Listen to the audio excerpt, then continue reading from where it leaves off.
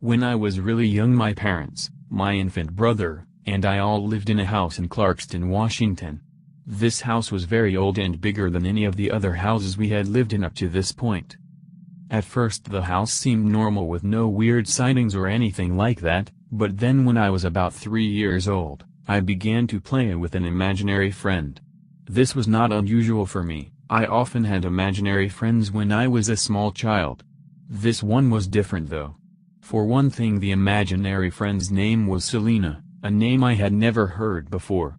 Then I told my mom that Selena used to live here, and I told her that Selena was in a dead box. Now remember, I was only 3. I had never heard about death or coffins or anything, so that was unusual. I later told my mom that Selena was hot then cold, and then she was in a dead box. My dad later did some research on the house and found out that a long time ago a school stood where our house now stood, and that there was a fire that killed an entire classroom full of children.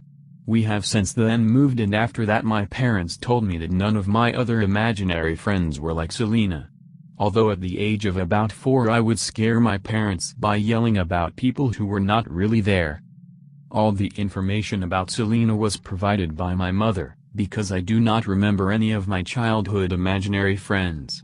So was this girl a spirit or just a little girl's imaginary friend? I believe it was a spirit. What do you think?